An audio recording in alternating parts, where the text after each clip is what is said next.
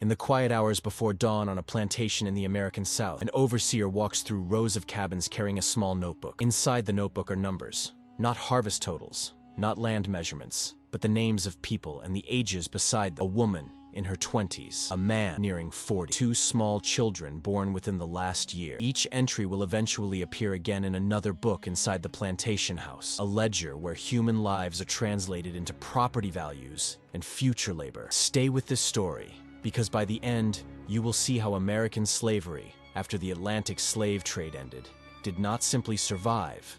It reorganized itself into a system that expanded through birth, law, and finance inside the borders of the United States. When the federal government outlawed the transatlantic slave trade beginning in 1808, many observers outside the plantation economy believed the system would eventually weaken.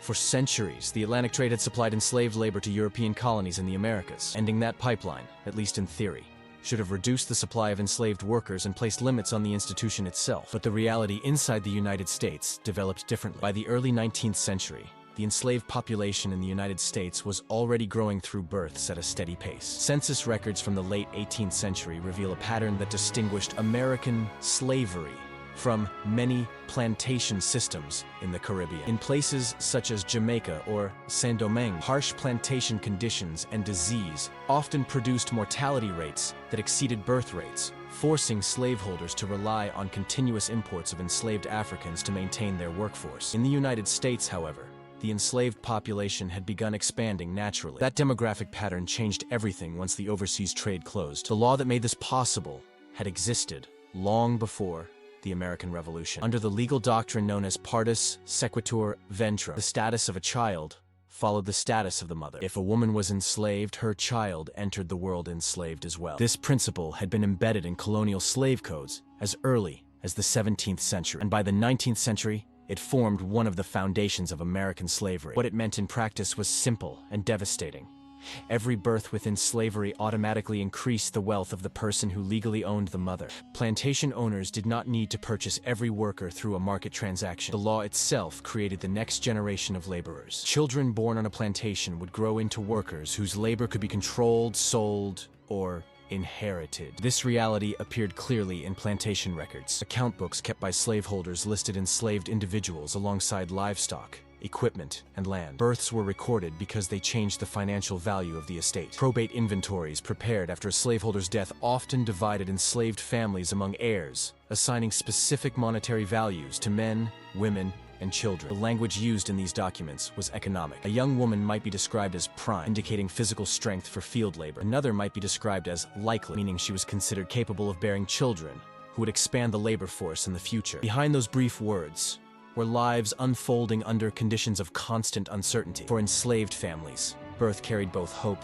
and fear. Parents raised children within a system that legally denied their authority over them. Marriage between enslaved people was not recognized under the law, which meant spouses and children could be sold apart if financial circumstances demanded it. Yet despite those conditions, enslaved communities formed strong family bonds and cultural traditions that helped them survive within the system surrounding them. Meanwhile, the demographic growth continued. Between 1790 and 1860, the enslaved population of the United States expanded from fewer than 1 million people to nearly 4 million. The majority of that increase came not from ships crossing the Atlantic, but from children born into slavery within American borders. At the same time, the geography of slavery shifted dramatically. As cotton plantations expanded across the Deep South, traders transported enslaved people from older plantation regions to new territories where labor demand was greatest. This domestic slave trade moved more than 1 million men, women, and children across the country over the course of several decades. The two forces worked together. Birth expanded the population, and the internal market redistributed that population to the places where plantation agriculture demanded labor. By the middle of the 19th century, the system had become something larger than the transatlantic trade that had originally built it. It had become a self-sustaining structure rooted in law, finance, and demographic growth, one that reproduced itself generation after generation inside the nation that depended on it. By the early 19th century, the growth of slavery inside the United States had begun to appear not only in census numbers, but in the quiet arithmetic of plantation bookkeeping. Inside plantation houses across the South, ledgers were kept with meticulous care. These books recorded cotton harvests, tool purchases, livestock counts, and financial debts, but they also recorded people. Names were written into columns beside ages and assigned values, entries that shifted over time as individuals grew older, stronger, or more skilled. The ledger did not capture the life of the person behind the name. It captured the financial meaning of their existence within the plantation economy. Plantation managers relied on these records to measure the productivity of the estate. Overseers tracked how many workers were assigned to each field, how many pounds of cotton were harvested in a season, and how labor was distributed between planting, picking, and processing. Enslaved individuals were grouped according to age and physical capacity, with children gradually moving into the workforce as they grew older. The system treated human labor as a calculable resource. Within this structure, births carried financial implications that appeared immediately in those records. When a child was born to an enslaved woman, the event was recorded in the same administrative language used to track crops and equipment. The entry might be small: a name, a date, perhaps the name of the mother. But the economic meaning was clear. The estate had gained another asset. Over time, as the child grew, the assigned value would increase. Probate inventories reveal how formal this process became. When a slaveholder died, courts oversaw the division of property among heirs. Enslaved people were listed individually in these inventories, often grouped by families, but sometimes separated according to age, gender, or perceived economic value. Children were included alongside adults, each assigned a price based on expectations about future labor. These documents reveal the internal logic of the system. Slavery functioned not only through coercion and labor extraction, but through accounting. Enslaved people appeared in financial documents the same way other forms of property appeared. Their presence shaped the financial standing of estates, the inheritance received by heirs, and the collateral used in credit transactions. Banks and lenders participated in this structure as well. Plantation owners seeking loans could pledge enslaved people as security for borrowed money. If debts went unpaid, lenders had legal authority to seize and sell those individuals to recover the value of the loan. This practice tied enslaved lives directly to the expanding financial networks of the 19th century United States. Credit markets grew alongside plantation agriculture. Land purchases, equipment investments, and the expansion of cotton production were frequently financed through borrowed capital. Enslaved laborers, whose work generated the wealth that supported these loans, were also the collateral that secured them. The result was an economic system where accounting practices reinforced the continuation of slavery. Plantation records tracked the growth of the labor force through births. Probate courts converted those lives into divisible assets. Banks integrated enslaved property into credit markets. Yet behind the numerical precision of those documents lived communities of people whose experiences were far removed from the ledgers that described them. Families built relationships across generations despite the threat of sale. Parents raised children while knowing that their legal status could expose them to separation. Cultural traditions, religious practices, and informal networks developed among enslaved people as ways of preserving identity and connection in an environment designed to treat them as property. The ledgers recorded numbers, but they could not record those human dimensions. Still, the arithmetic of slavery continued to expand. Every birth increased the size of the enslaved population. Every entry in a plantation book reinforced the financial framework surrounding the institution. And as the population grew, those lives would increasingly move through another powerful mechanism that reshaped slavery across the United States: the market. As the enslaved population inside the United States continued to grow, a vast commercial network emerged to move that population across the expanding geography of the South. The demand for labor did not remain fixed in one place. It followed land, crops, and profit. And in the 19th century, that movement followed cotton. The Upper South had once been the center of plantation agriculture. States such as Virginia and Maryland had built early wealth through tobacco cultivation. But over time, the soil in many of these regions became less productive. Meanwhile, further south and west, new lands were opening for settlement after the removal of Native American nations from territories in Georgia, Alabama, Mississippi, and Louisiana. These lands proved ideal for cotton cultivation, and planters moved quickly to establish large plantations capable of producing enormous harvests. But land alone could not generate profit. Cotton demanded labor on a massive scale. Fields had to be cleared, planted, tended, and harvested by hand. As plantations multiplied across the Deep South, the demand for enslaved workers surged. This demand created one of the largest forced migrations in American history.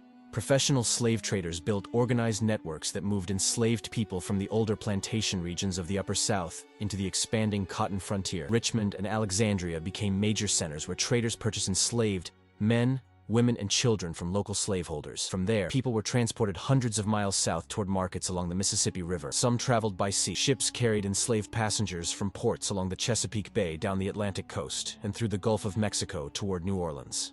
Others traveled overland in coffles, chained groups that were marched southward under the supervision of traders and guards. These journeys could last weeks, sometimes months, as people were moved from one region to another. New Orleans emerged as the largest slave market in North America during this period. Buyers from across the cotton-growing South arrived in the city seeking workers for newly established plantations.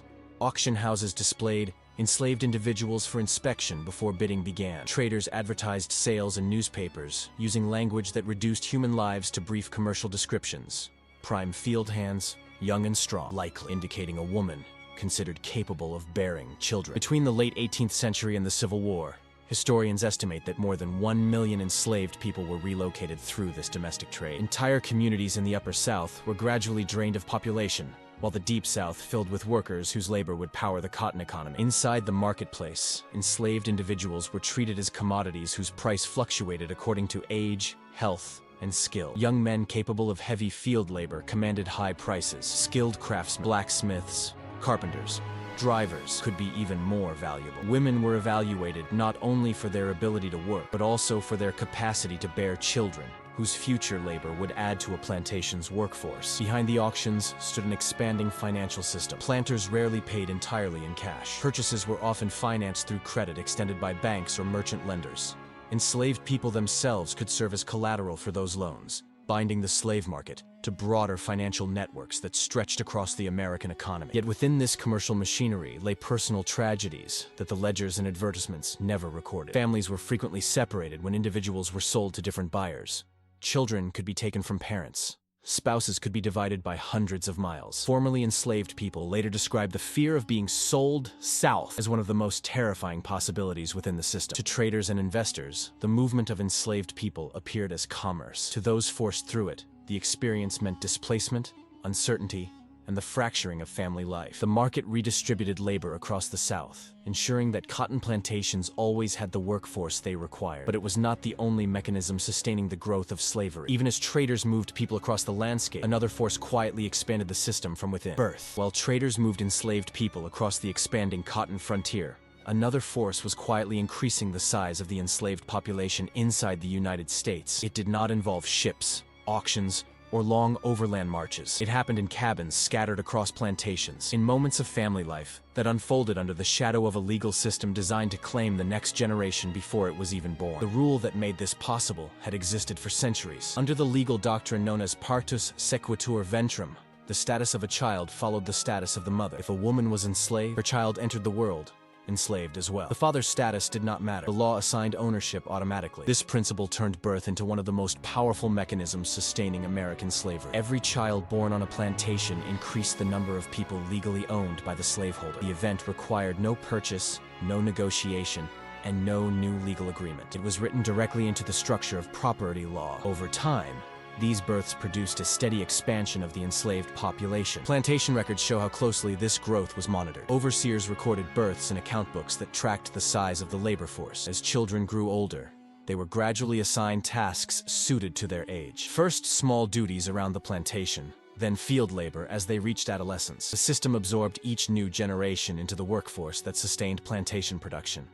Probate records reveal how these lives were treated within the financial framework of slavery. When estates were divided among heirs, enslaved people were listed individually with assigned monetary values. Infants and young children appeared beside adults in these inventories, their future labor already calculated as part of the estate's wealth. The demographic consequences were profound. In 1790, the enslaved population of the United States was fewer than 1 million people. By 1860, it had grown to nearly 4 million. Unlike earlier centuries, when enslaved Africans were transported across the Atlantic in large numbers, most of the people living in slavery in the 19th century United States had been born within the country itself. This internal growth distinguished American slavery from many other plantation systems in the Americas. The labor force was increasingly self-reproducing, sustained by births within enslaved communities combined with the redistribution of workers through the domestic slave trade. Yet behind these demographic patterns were families living within a system that denied them legal protection. Enslaved parents raised children while knowing that the law did not recognize their authority over them. Slaveholders could sell children at almost any age if financial circumstances demanded it. Marriage between enslaved people had no standing in courts, leaving spouses vulnerable to separation through sale. Despite these pressures,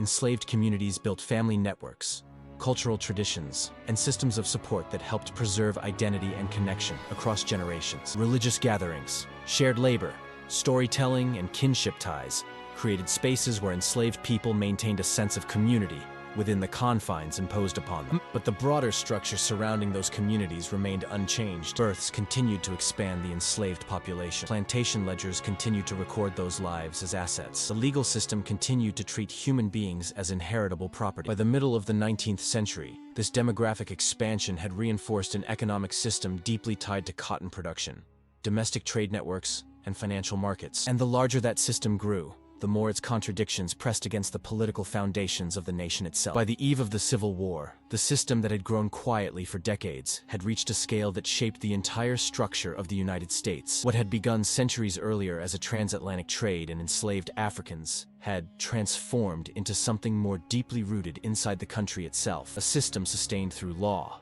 finance, internal markets, and the births of millions of people whose lives were claimed as property from the moment they entered the world. The numbers revealed how profound that transformation had become. In 1800, the enslaved population of the United States stood at just under 1 million people. By 1860, it had climbed to nearly 4 million. Most of that increase did not come from ships crossing the Atlantic. It came from generations born within slavery itself, raised under conditions where their labor, their movement, and even their family ties were controlled by those who claimed ownership over them. This demographic expansion strengthened the economic power of the plantation system. Cotton plantations across the Deep South depended on a labor force that had grown large enough to sustain the enormous production demanded by international markets. Cotton exports flowed through American ports to textile factories in Britain and Europe, tying the labor of enslaved workers directly to the machinery of industrial capitalism. The wealth created by that labor accumulated rapidly. Enslaved people became one of the largest categories of property in the United States. Planters measured their fortunes not only by acres of land, but by the number of people they owned. Banks issued loans secured against enslaved laborers. Estate records valued enslaved populations alongside land holdings as the central assets of Southern wealth. But the deeper the system expanded,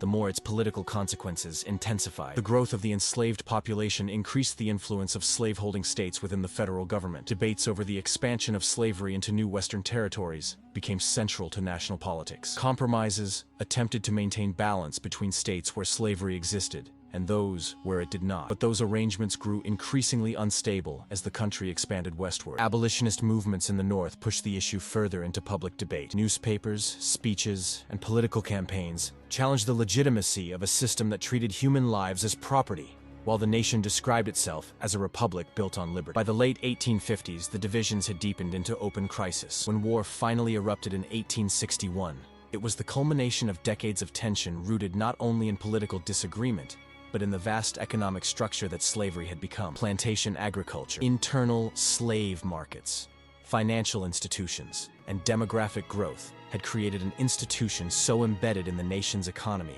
that dismantling it would require a conflict on a national scale. The Civil War ended the legal framework that sustained slavery. With the ratification of the 13th Amendment in 1865, the institution was formally abolished, and millions of people who had been held in bondage were legally free. Yet the story of how slavery reproduced itself inside the United States remains one of the most revealing chapters in American history. It shows how a system originally built on transatlantic trafficking adapted when that trade ended. Through law, markets, and demographic growth, it reshaped itself into a structure capable of sustaining its own expansion. For generations, that structure grew quietly in plantation ledgers, census counts, and estate records, until the contradictions it created became impossible for the nation to contain.